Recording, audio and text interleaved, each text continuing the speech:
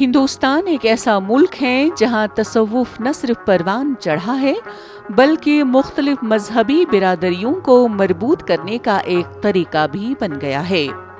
آج بھی ان اولیاء کرام کی تعلیمات لوگوں کی زندگیوں کو آگاہ کرتی ہے اور اس کی عکاسی حضرت قطب الدین شاہ رسالت دار رحمت اللہ علیہ کے مزار پر خصوصی دعا کے دوران ہوئی، جہاں تمام مذاہب کے لوگ فیض حاصل کرنے کے لیے جمع ہوئے تھے۔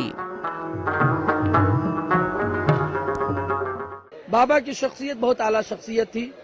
آپ یہ سمجھ لیں کہ بابا جیپ میں تھے، یہاں فوج میں تھے، اور انہوں نے فوج میں رہ کر خدا کو حاضر خدا کی عبادت کیا، ایسی عبادت کی کہ آپ دیکھیں گے کہ اسی آستانے کے قریب میں ایک مسجد بھی ہے جہاں بابا نماز ادا کرتے تھے، اور اس خانقاہ میں جہاں پر ابھی خانقاہ ہے، مزار شریف ہے، وہاں پر حضرت آ کر اللہ کی یاد میں مصروف رہا کرتے تھے۔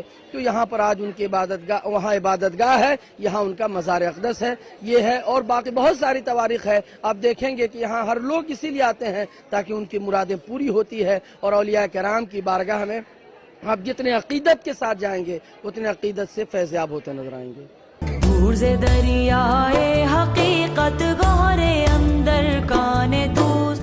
حضرت قطب الدین شاہ رسالت دار رحمت اللہ علیہ کی درگاہ جھارکھنڈ کے دارالحکومت رانچی کے ڈورنڈا میں واقع ہے۔ ہر سال حضرت قطب الدین شاہ رسالت دار رحمت اللہ علیہ کی درگاہ پر 5 روزہ سالانہ عرس کا اہتمام کیا جاتا ہے۔ عرس کے پہلے دن روایت کے مطابق درگاہ پر چادر پوشی ہوتی ہے۔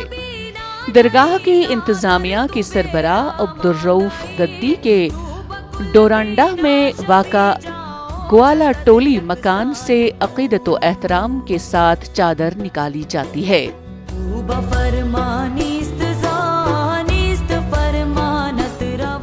دیکھیے، ایسا ہے، بابا خالی مسلم سماج کا ہی نہیں ہے، بابا تو ایسے رسالدار تھے کہ آپ کا ہر سال جو بی ایم پی کا چادر اور وہاں کے جوان آپ کا لے کر آتے ہیں، تو سارے سمودائے کے چاہنے والے یہاں آپ سروے کریں گے، چاہے ماں ہو، بہن ہو، یا آپ کا بھائی ہو اور پتا کے طرح ہیں، وہ سارے سمودائے کے لوگ آتے ہیں اور بابا کے وسیلے سے بابا کے پاس فریاد کرتے ہیں، ان کے وسیلے سے اللہ تعالیٰ ان سارے آجمینوں لوگ کا مراد پورا کرنے کا کام ہوتا ہے۔ اللہ اللہ اللہ۔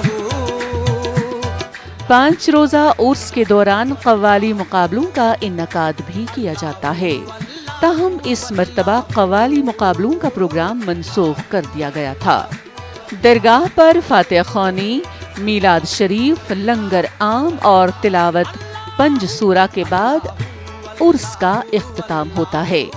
اس درگاہ پر بلا مذہب و ملت کے عقیدت مند اپنا نذرانہ عقیدت پیش کرتے ہیں۔ ان عقیدت مندوں میں گورکھا برادری کی کافی تعداد ہوتی ہے۔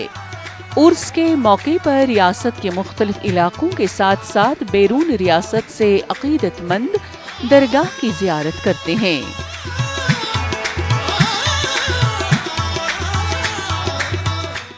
عرس میلہ ہم لوگ اس لیے مناتے ہیں کہ حضرت قطب الدین سالدار صاحب کا کچھ ایسا کرامات تھا، اس کرامات کو جو ہے پہلے کے لوگ دیکھے تھے اور گھوڑ سواری کرتے تھے اور کوڑ وغیرہ کو بھی ٹھیک کرتے تھے۔ ایک جگہ سوئے ہوئے بھی ہے، دوسری جگہ گھوڑ سواری بھی کر رہے ہیں۔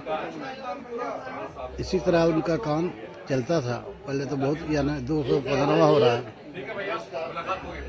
تو اسی زمانے سے جو پیپل کے بغل میں ان کو دفنایا گیا، اور جے پولیس جو تھا، بی ایم پی پولیس، وہی دفنایا تھا۔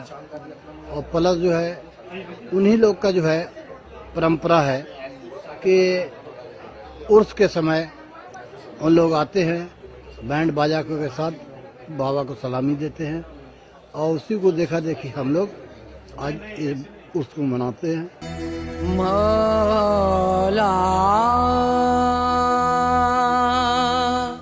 हिंदुस्तान में सूफी बुजुर्गों के आस्थान आलिया, मज़ार और दरगाहें इंसानियत, हम आहंगी, बक़ाए बाहमी और मजहबी रवादारी व भाईचारे की मरकज़ हैं। इन दरगाहों से मिलने वाले पैगाम और फैज़ से अहलियान हिंद बिला मजहब व मिल्लत मुस्तफ़ीद होते हैं।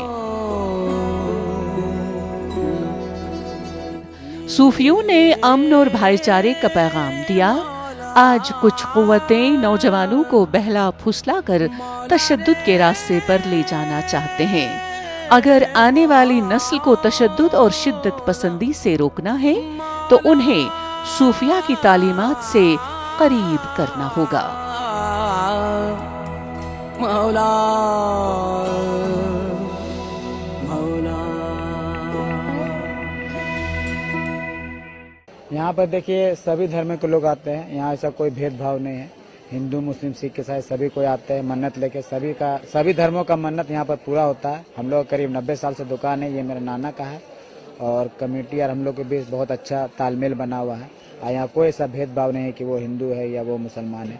यहाँ बाबा का दरबार 24 घंटा खुला रहता है, कभी भी आइए जाइए। जायरीन के लिए यहाँ जितने भी कमेटी के सदस्य हैं सब कोई खड़ा रहते हैं उसका खिदमत के लिए, और यहाँ जो मांगते हैं बाबा के दरबार में सब कुछ आपका पूरा होता है।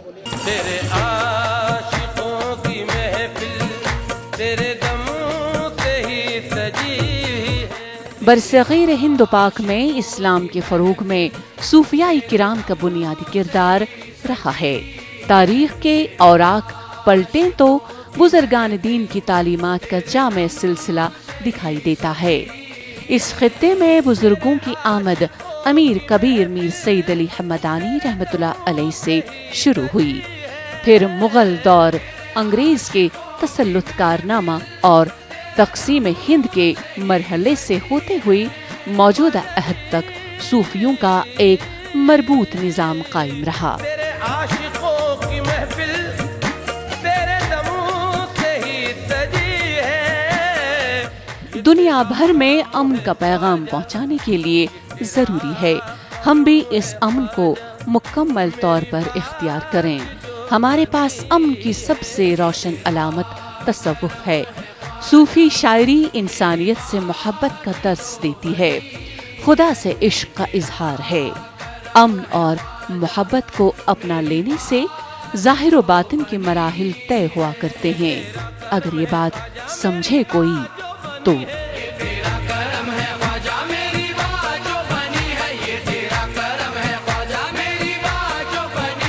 ये मीत है सच जमीन त आसमान कंगई, तस्ब मंगई तो सुई में दिए, सुयल रोशुम हंगत मंगई, अद कस्ब मंगई तो कुस में दिए। जिसने 7 जमीन पैदा किए और आसमां पैदा किया, उससे मैं मांगूं और सिर्फ वही देने वाला है। जब वो रूठ जाए फिर मैं किससे मांगूं और कौन मुझे देगा।